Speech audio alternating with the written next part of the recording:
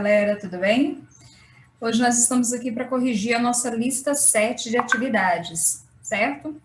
Nosso tema aqui é a dinâmica socioespacial brasileira, tá? O que é a dinâmica?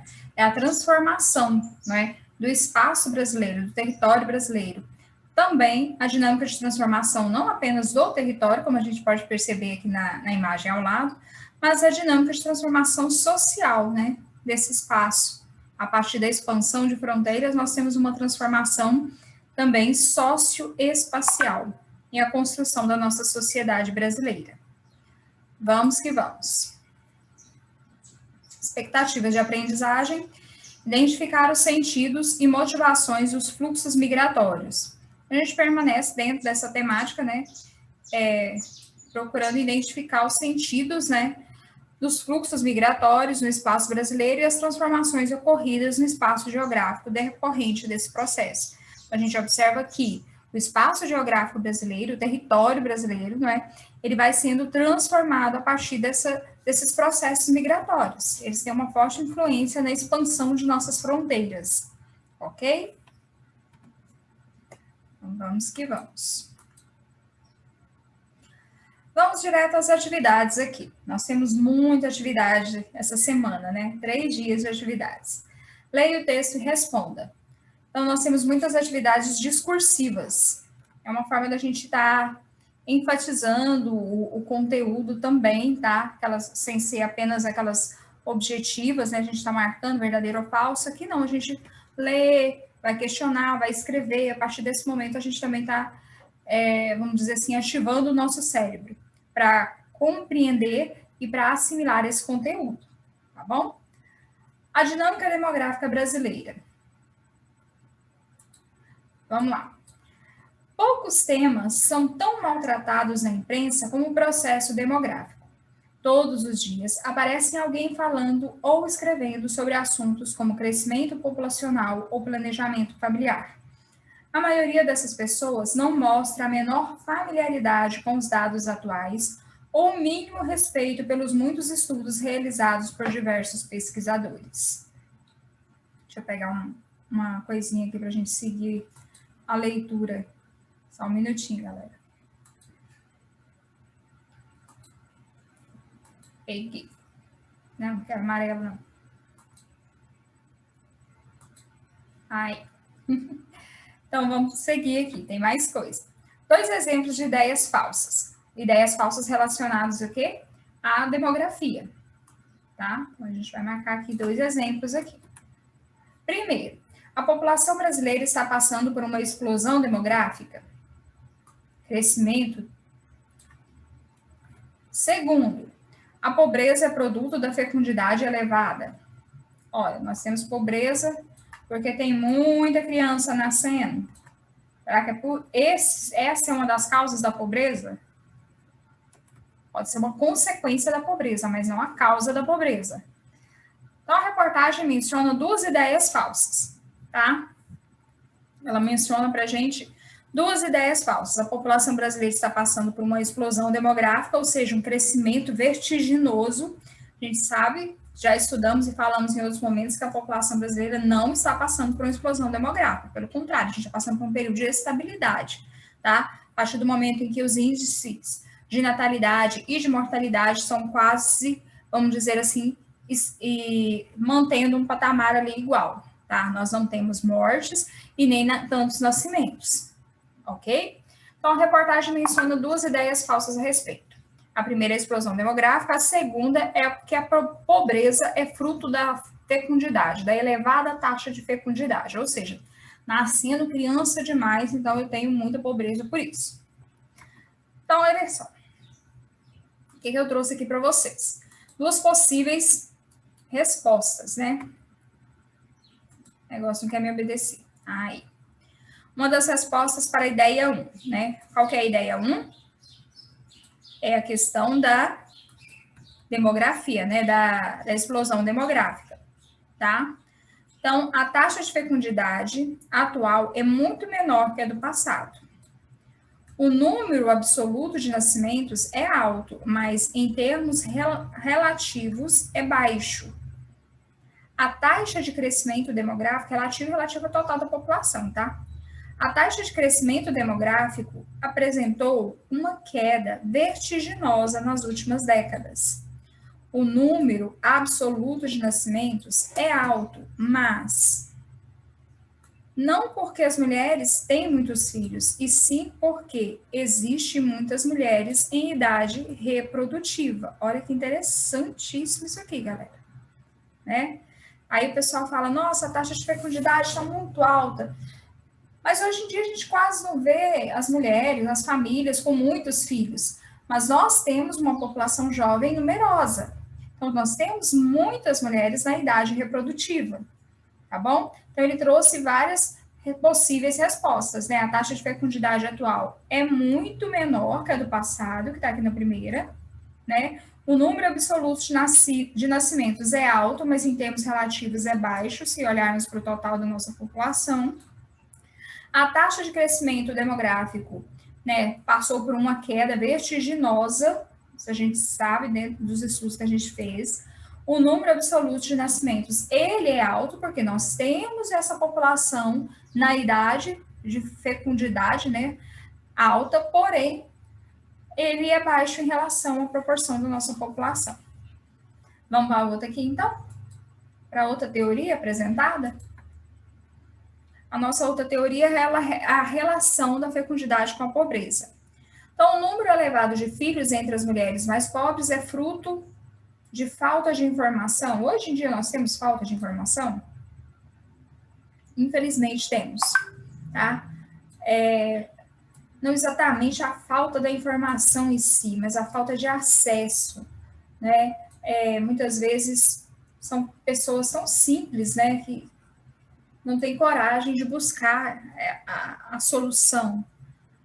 As mulheres com maior nível de escolaridade, sejam pobres ou ricas, apresentam taxas de fecundidade semelhantes. Então, a questão da escolaridade, da informação, né? Olha, contrapondo aqui, né?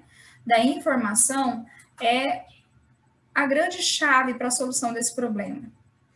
O número elevado de filhos entre as mulheres mais pobres deve-se à falta de acesso aos métodos modernos de regulação de fecundidade. Olha só, o número elevado de filhos entre as mulheres mais pobres deve-se à falta de acesso a métodos modernos de regulação de fecundidade. Muitas vezes elas estão ainda em métodos muito arcaicos, né? Muita falta de informação, muitas vezes mesmo, muita falta de acesso aos novos métodos contraceptivos. Isso leva, infelizmente, a esse nível elevado, né, de filhos entre as mulheres mais pobres, aquelas mulheres que não têm uma escolaridade, que não têm uma noção de que eu posso me cuidar, que eu posso prevenir, né, que a mulher, ela já tem isso intrínseco nela, né, essa mulher com maior escolaridade, de se cuidar, enquanto que a outra, muitas vezes, não sente essa necessidade desse cuidado. Os filhos é quase que uma consequência de tudo. Vamos seguir, então. Olha só aqui. Observe as pirâmides etárias. Amo. A distribuição da população por sexo e por faixas de idade. A gente sabe que nós temos do lado direito as mulheres, do lado esquerdo os homens, tá certo? À medida que a gente vai subindo as escadinhas, a gente tem a variação de idades, ok? Então, vamos lá. Apontando transformações na estrutura da população. Então, a gente vai observar várias pirâmides e vamos observar as mudanças na estrutura da população a partir dos anos. Então, a primeira é essa aqui, ó. Tá trocada aqui. 1980. Em 1980, nós tínhamos uma população jovem bem grandinha, ó, tá? A população de 20 a 24 também, até a média aqui de 55 a 59. Mas se a gente observar essa outra pirâmide aqui, a gente vai perceber que aqui vai começar a dar uma diminuída. Mas eu ainda tenho uma população jovem bem grande, tá? Essa população idosa aqui entre as mulheres, principalmente, ó, ela teve um crescimento, ok? Percebe que entre os homens aqui, ó, a minha pirâmide já está mais mais pequenininha. E aquela também já está maiorzinha, aquela teve um crescimento bem significativo. Vamos ver as próximas? Olha só. Aqui nós temos os anos 2000 e 2020, que era uma estimativa aqui, tá? Foi em 2011, era uma estimativa. 2000, essa pirâmide diminuiu um pouco aqui, ó. Você percebe que esse pezinho dela aqui diminuiu, mas eu ainda tenho uma população jovem grande, tá? Na faixa dos 19. Essa população jovem continua significativamente e a população idosa começa a aumentar. E sempre as mulheres, ó, tá na frente.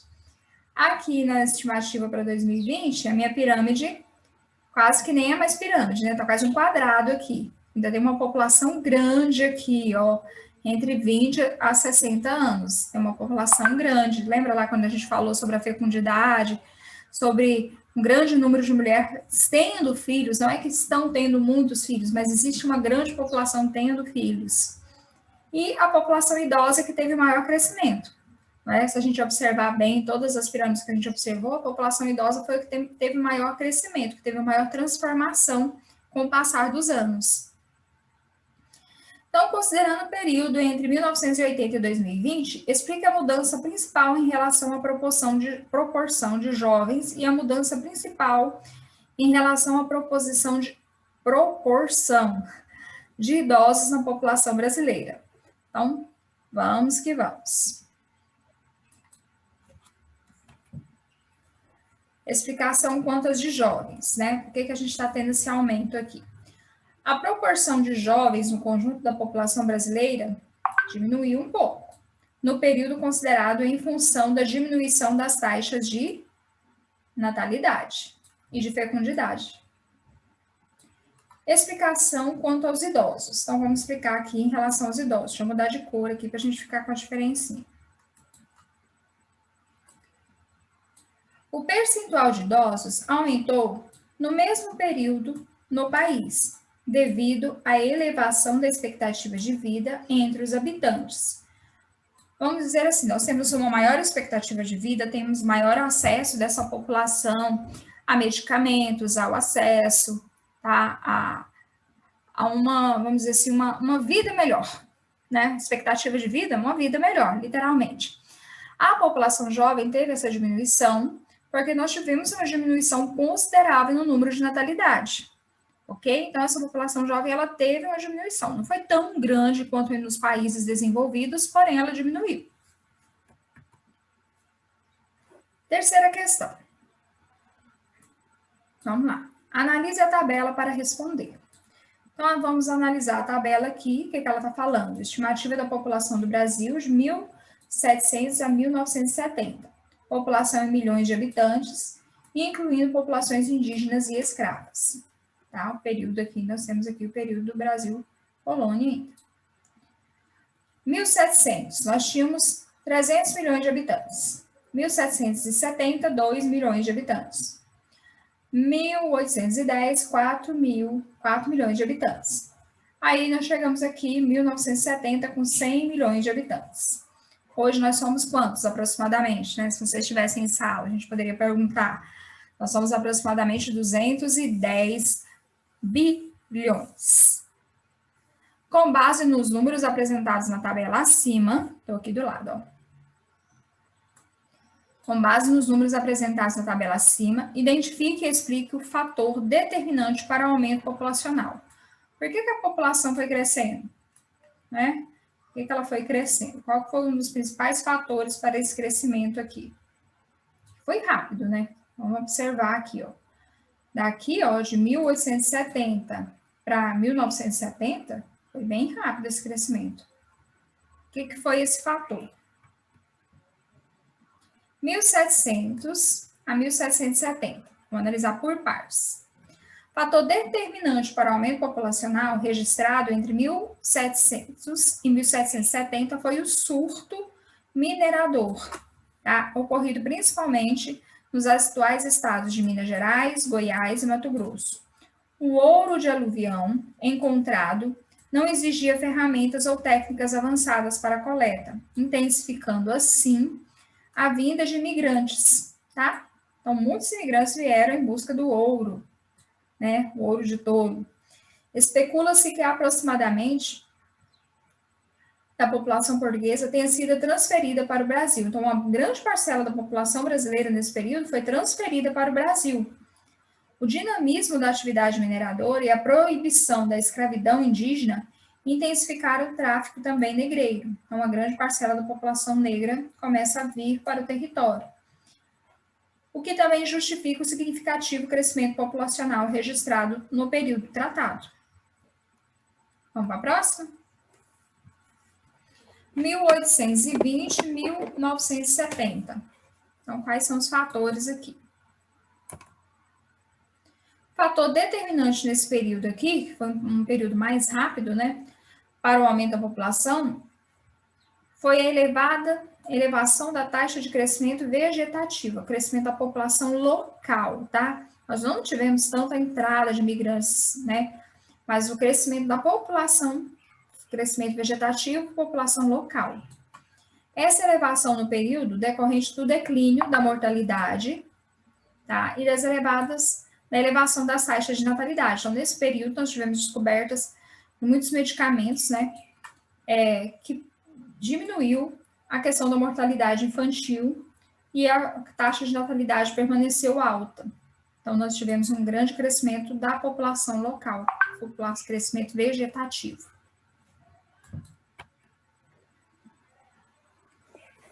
Ok, vamos lá para a quarta questão aqui da nossa primeiro dia. Examine os mapas e gráficos abaixo. Então, nós temos aqui os mapas e alguns gráficos, tá? Índice de desenvolvimento humano, tá? Então, eles estão mostrando aqui, ó, o índice de desenvolvimento muito baixo, desenvolvimento humano baixo, tá tudo em vermelho. Baixo desenvolvimento humano, tem esses pontinhos mais laranjas. Médio desenvolvimento humano, começou a esverdear. Tem alguns pontos por aqui já, ó. Alto desenvolvimento humano é onde está verde. Ele está destacando para a gente aqui, ó, essa região aqui, São Paulo. Muito alto desenvolvimento humano. Quase não tem, mas ele ampliou aqui para a gente observar, ó, algumas pequenas regiões aqui no trecho de São Paulo. Tá? Então, de 1991 a 2010, nós tivemos uma mudança significativa no índice de desenvolvimento humano da população, tá? O índice de desenvolvimento que mede a qualidade de vida da população. Acesso à escola, saneamento, à educação, à saúde, beleza? Então, com base nos mapas e gráficos e em seus conhecimentos sobre o assunto, responda. O índice de desenvolvimento humano municipal é um índice composto calculado a partir de 3 variantes: educação, longevidade e renda. Explica a importância de cada um do mensurado no desenvolvimento humano. Então, vamos lá. Qual que é a relação da educação, da longevidade, da renda, né, que o cidadão tem? Qual a relação de tudo isso aí com o índice de desenvolvimento humano? O índice de desenvolvimento humano municipal considera 3 variantes como critérios para a sua pesquisa, como a gente falou, né? É a educação, longevidade e renda. Educação, que avalia o número de alunos matriculados. Como é que é esse município? Temos muitos alunos matriculados? Longevidade. Diz respeito ao acesso ao saneamento básico, qualidade de serviço, saúde, bem como expectativa de vida dessa população. A terceira variável é considerada a renda, que é analisada pelo índice do BIP, per capita, ou seja, a soma do produto interno bruto do município dividida pelo número de habitantes. A partir de tal critério é que se avalia o poder de compra, a gente sabe que isso não é muito verdade, né, de determinada cidade. Eles vão avaliar como que está essa sociedade aqui, ó, a partir da educação, da longevidade e da renda desses cidadãos. Eles vão, então, fazer uma análise dessa sociedade. Olha que interessante, né? Letra B. Considere o conjunto dos municípios brasileiros. Procure explicar a evolução do Índice de Desenvolvimento Municipal entre 91 e 2010. Então, considerando o conjunto de municípios brasileiros, a grande variedade que nós temos no nosso território brasileiro, né? Vamos fazer, então, uma análise. O ano de 1991 tem como contexto a transição demográfica, um período de transição, né, de mudança nesse critério de crescimento. Altas taxas de inflação e gigantesca dívida externa herdada do período militar. O Plano Real de 94 estabilizou a inflação e aumentou o salário médio da população. Nos 8 anos da gestão de FHC, Fernando Henrique Cardoso, a estratégia econômica em meio ao contexto neoliberal, que é uma política de menor intervenção do governo, tá, no sistema econômico e financeiro, passava pela privatização de setores de gestão do Estado. Houve ainda avanços nos serviços médicos e início das políticas de transferência de renda, que na gestão de Lula ganharam escala realmente nacional através do Bolsa Família, tá? Que reduziu muito a população em situação de miséria e aumentou a taxa de crianças matriculadas nas escolas, além de grandes incentivos para as universidades também. Então, considerando o conjunto dos municípios, procure explicar a evolução, né? Porque como que evoluiu? A gente percebeu que no primeiro mapa estava tudo vermelho, né? E o vermelho indicava um baixo índice de desenvolvimento humano.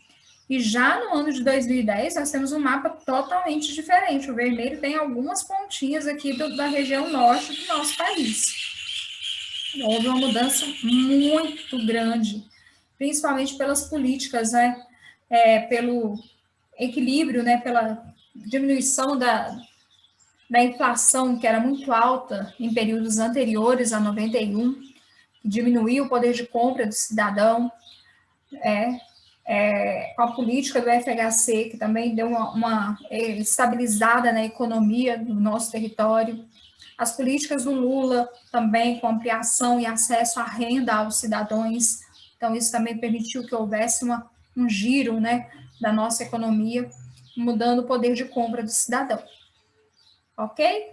Então, vamos que vamos. C. Com base no IDH, é possível afirmar que ainda persistem desigualdades regionais no Brasil. Justifique sua resposta. Então, com base no Índice de Desenvolvimento Humano Municipal, ainda podemos observar que existem desigualdades dentro do Brasil. Nós sabemos que o Brasil é um território de dimensões continentais, né? É muito grande. E muitas das regiões do Brasil foram povoadas tardiamente, certo? E muitas dessas localidades mais distantes, vamos assim dizer, não conseguiram desenvolver ainda tudo que é necessário para que esse índice de desenvolvimento humano seja necessário, tá? Então, vamos lá, vamos responder aqui. Então, ele pergunta, né? Com base nesse IDH, podemos afirmar que existe desigualdade? Sim, existe. Embora as desigualdades regionais medidas apresentem forte redução no período entre 91 e 2010, elas persistem na realidade brasileira. A partir do mapa, observa-se que a região sudeste apresenta um IDH entre médio e alto, com algumas manchas de alto desenvolvimento, mas também um baixo índice no Vale do Jequitinhonha, Minas Gerais, e Vale do Ribeiro, São Paulo.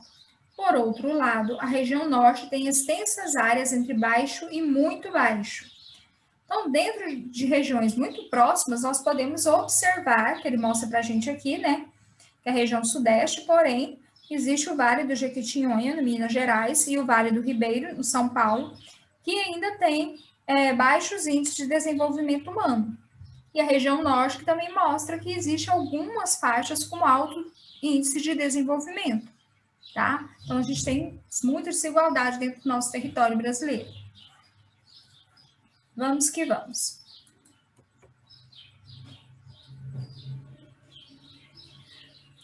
Atividade de quarta-feira. Vou deixar para um próximo vídeo. Já já eu volto com você.